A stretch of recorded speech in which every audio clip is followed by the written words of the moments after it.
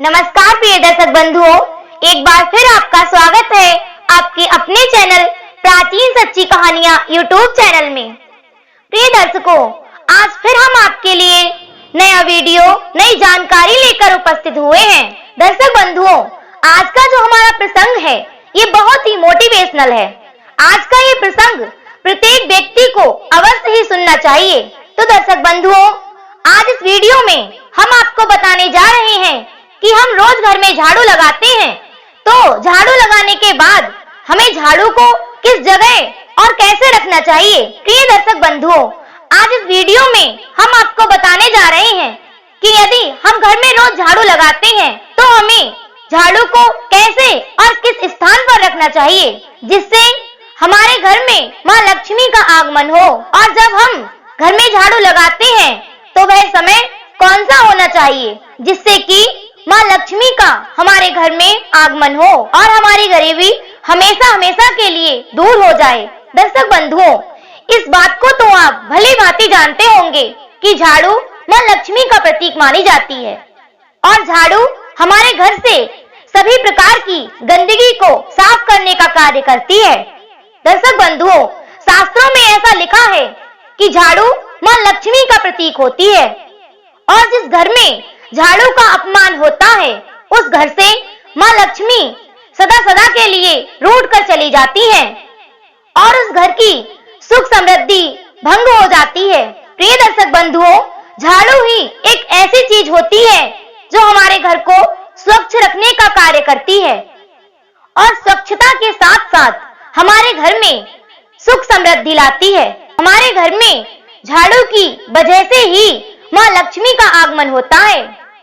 और इतना ही नहीं प्रिय दर्शकों, आपके भाग्य उदय होने का संकेत भी झाड़ू में ही छिपा होता है। झाड़ू भी आपको यह संकेत देती है कि आपका भाग्य कब उदय होगा और कैसे होगा। जो लोग झाड़ू के संकेतों को समझ जाते हैं तो प्रिय दर्शकों, उन लोगों का भाग्य उदय हो जाता है और वो लोग झाड़ू के संकेत के आधार पर अपना जीवन सुख समृद्ध तरीके से व्यतीत करने लगते हैं। दर्शक बंधुओं, आपने झाड़ू के बारे में कई सारे वीडियो देखे होंगे।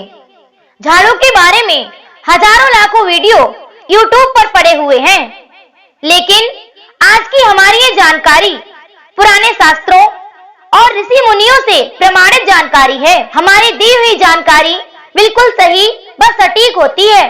इसलिए दर्शक बंधुओं, यदि हो सके तो आप हमारे बताए गए उपायों पर जरूर अमल करें। हम ये उम्मीद करते हैं कि यदि आप हमारे बताए गए उपायों पर अमल करते हैं तो एक दिन ऐसा आएगा कि आपका नसीब बदल जाएगा, आपका भाग्य उदय हो जाएगा।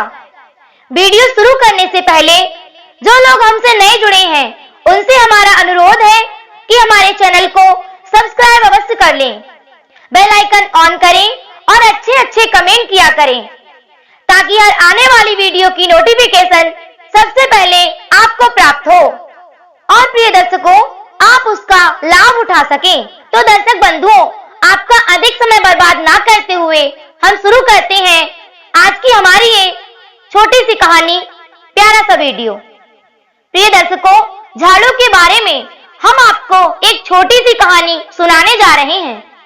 इस कहानी को आप ध्यान पूर्वक अंत तक सुनिएगा और हो सके तो इस पर जरूर अमल भी कीजिएगा। जो लोग अपने जीवन में कुछ नहीं कर सके, अर्थात जो लोग अपना जीवन गरीबी में ही व्यतीत कर रहे हैं और जिन लोगों का भाग्य कभी उदय नहीं हुआ, ऐसे लोग वीडियो को पूरा व अंत तक अवश्य देखें जिससे आपको पूरी जानकारी हासिल हो। तो दर्शक बंधुओं, आइए देखते हैं कहानी की ओर। एक नगर में दो सगी बहनें रहती थीं। जब दोनों बहनों का विवाह हो जाता है और दोनों अपने अपने ससुराल चली जाती हैं। दर्शक बंधुओं, उन दोनों बहनों में से एक बहन बहुत समझदार थी, लेकिन दूसरी बहन बहुत ही नादान और भोली थी।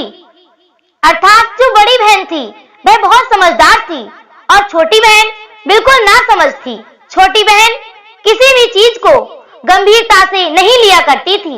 वह हर बात को मजाक के तौर पर लिया करती थी और हर चीज को पाखंड समझा करती थी। और दर्शक बंधुओं, जो बड़ी बहन थी वह शास्त्रों की बताई हुई बातों पर यकीन भी करती थी और पूरा विश्वास भी करती थी। तो बड़ी बहन शास्त्रों की बातों पर यकीन करते हुए जब भी अपने घर में झाड़ू लगाती तो वह ब्रह्म मुहूर्त में ही झाड़ू लगाती थी और झाड़ू लगाने के बाद उस झाड़ू को ऐसे एक सुरक्षित स्थान पर रख देती थी जिस स्थान पर किसी का पांव ना पड़े या फिर किसी आने जाने वाले मनुष्य की या घर में रहने वाले सदस्यों की छाया तक उस झाड़ू पर ना पड़े।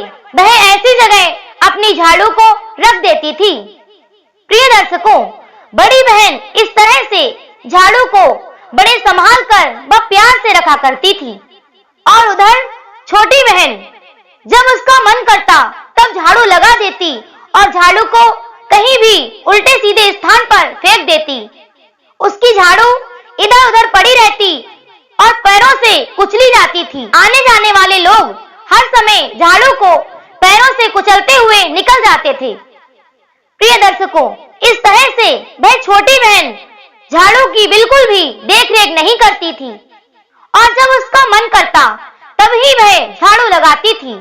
इस तरह से उसके घर में बहुत सारी गंदगी रहने लगी और उधर उसकी बड़ी बहन सुबह उठकर ब्रह्म मुहूर्त में झाड़ू लगाती और अपने घर में लगे हुए मकड़ी के जालों को साफ करती थी।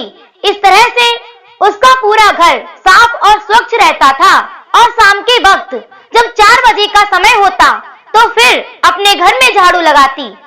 और दर्शक बंधुओं, पूरे घर में साफ सफाई करने के बाद झाड़ू को एक सुरक्षित स्थान पर रख देती। तो बड़ी बहन के घर में धीरे धीरे माँ लक्ष्मी का आगमन शुरू हो गया, क्योंकि उसके घर में हमेशा स्वच्छता रहती थी, कभी गंदगी नहीं रहती थी। वह प्रातः काल उठकर ब्रह्म मुहूर्त में ही अपने घर की साफ सफाई किया करती थी और स्नान ध्यान करने के बाद ही भोजन बनाया करती थी। इसी कारण उनके घर में माँ लक्ष्मी का आगमन होता है। दर्शक बंधुओं, कुछ दिन बीतने के बाद वह बड़ी बहन करोड़पति बन जाती है, अर्थात उसके घर में धन धान्य की कोई कमी नहीं रहती है। वह अपने बच्चों का अच्छे से पालन पोषण कर रही थी और अपने बच्चों को भी हमेशा यही सिखाती थी कि झाड़ू को कभी पैरों से मत मारना, उसे हमेशा सुरक्षित स्थान पर ही रखना। झाड़ू माँ लक्ष्मी का प्रतीक होती है, इसलिए दर्शक बंधुओं उसके बच्चे भी बहुत ही संस्कारी होते हैं। दर्शक बंधुओं, उधर छोटी बहन की झाड़ू हमेशा पैरों से कुचली जाती थी, तो उसके घर में इसी कारण से अलक्ष्मी का प्रवेश होता है और धीरे धीरे उसके घर में दुख दरिद्रता का वास हो जाता है। उसके घर से माँ लक्ष्मी सदा सदा के लिए रूठ कर चली जाती हैं। अब छोटी बहन के घर में हमेशा दुख दरिद्रता ही रहती और वह गरीबी से जूझती रहती थी। दर्शक बंधुओं, एक दिन ऐसा आता है कि उसके घर में खाने को भी अन्न नहीं बचता है। तब वह बहुत दुखी हो जाती है और अपने पड़ोसियों से मदद के लिए भीख मांगती है, लेकिन कोई भी उसकी मदद नहीं करता है, क्योंकि दर्शक बंधुओं मदद करने का भी एक कारण होता है और वो कारण ये होता है कि जिन लोगों के पास धन होता है और उनकी आमदनी अच्छी होती है, अर्थात जिन लोगों के पास रोजगार होता है, जो लोग अच्छा बिजनेस करते हैं, उन लोगों को तो हर कोई पैसा दे देता है, अर्थात उन लोगों की तो हर कोई मदद कर देता है। लेकिन जो लोग गरीबी से जूझते होते हैं और निर्धन होते हैं, जो लोग बेरोजगार होते हैं, जिन लोगों पर हजारों लोगों का कर्जा होता है, ऐसे लोगों की कोई मदद नहीं करता है। ऐसे लोगों से उनके मित्र, सगे संबंधी और भाई बहन भी बचकर निकल जाते हैं। दर्शक बंधुओं, अब वह छोटी बहन अपने पड़ोसियों से मदद की भीख मांगती है, अपने परिवार वालों से मदद के लिए बोलती है, लेकिन कोई भी उसकी मदद करने को तैयार नहीं होता है। दर्शक बंधुओं, अंततः वह छोटी बहन बहुत ही परेशान हो जाती है और सोचने लगती है कि इस गरीबी से तो अच्छा है क्यों ना मैं मृत्यु को प्राप्त हो जाऊं। तो एक दिन वह अपने पति से कहती है कि हे स्वामी, हम ऐसा क्या करें जिससे हमारी ये गरीबी हमेशा हमेशा के लिए समाप्त हो जाए। और यदि हमारी गरीबी समाप्त नहीं होती है तो हमें आत्महत्या कर लेनी चाहिए। दर्शक बंधुओं, उसके 2 छोटे छोटे नवजात बच्चे भी थे। वह अपने दोनों नन्हे शिशुओं को लेकर और अपने पति के साथ आत्महत्या करने के लिए घर से निकल जाती है। दर्शक बंधुओं, जैसे ही वह अपने घर से बाहर निकलती है, वैसे ही इत्तेफाक से उसकी बड़ी बहन उसके घर आ जाती है। तो अपनी बड़ी बहन को देखकर वह छोटी बहन जो निर्धन थी और आत्महत्या करने जा रही थी, वह फूट फूट कर रोने लगती है और कहती है कि हे बहन, पता नहीं हमारे भाग्य में ऐसा क्या लिखा है जो माँ लक्ष्मी हमारे घर से रूठ कर चली गई हैं और उनका आगमन हमारे घर में कभी नहीं होता है। माँ लक्ष्मी हमसे रूठ कर चली गई हैं, इसलिए हमारे घर में इतनी दुख दरिद्रता छा गई है कि हम लोग आत्महत्या करने के लिए जा रहे हैं। तब बड़ी बहन अपनी छोटी बहन से कहती है कि हे बहन, आत्मदाह करना किसी समस्या का समाधान नहीं होता है। इसका समाधान एक ही है कि आप अपनी गलतियों पर गौर करें। तुम अपने घर में ऐसी क्या गलती कर रही हो जिससे माँ लक्ष्मी तुम्हारे घर से रूठ कर चली गई हैं। प्रिय दर्शकों, तब वह छोटी बहन अपनी बड़ी बहन को अपने घर के अंदर ले जाती है और उसे अपना घर दिखाती है। जब बड़ी बहन अपनी छोटी बहन के घर को देखती है तो अपनी छोटी बहन से कहती है कि अब मेरी बात को तुम ध्यान पूर्वक सुनो। सबसे पहले तुम अपने घर में स्वच्छता रखना शुरू करो। ये जितनी भी गंदगी तुम्हारे घर में है, इधर उधर मकड़ियों के जाले लटके पड़े हैं, कहीं पर कचरा पड़ा है तो कहीं पर बेड़ियां पड़ी हैं, इन सब को साफ करो।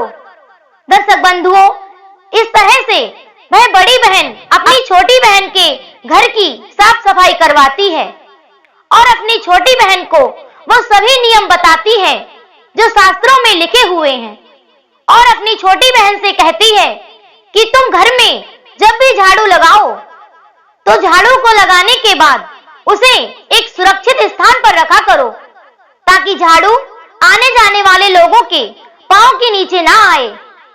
और कहती है कि तुम जब भी अपने घर में झाड़ू लगाओ तो ब्रह्म मुहूर्त में ही लगाना।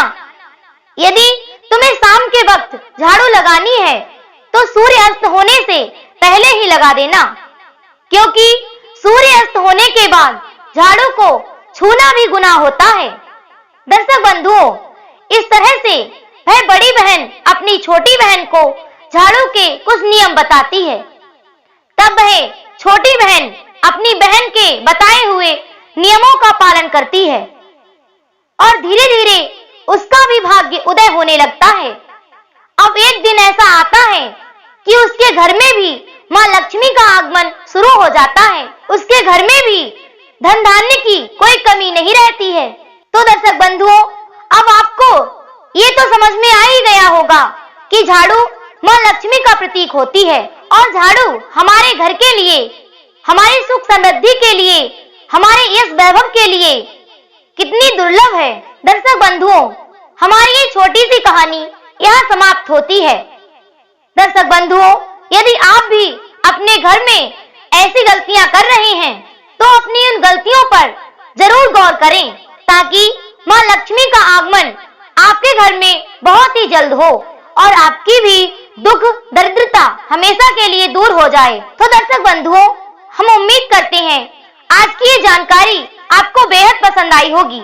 यदि आपको हमारी ये वीडियो अच्छी लगी हो तो लाइक करें, कमेंट करें और अपने सगे संबंधियों के साथ शेयर अवश्य करें। फिर मिलेंगे एक नई ज्ञानवर्धक चर्चा के साथ। इसी के साथ दर्शक बंधुओं, राधे राधे, जय श्री कृष्णा।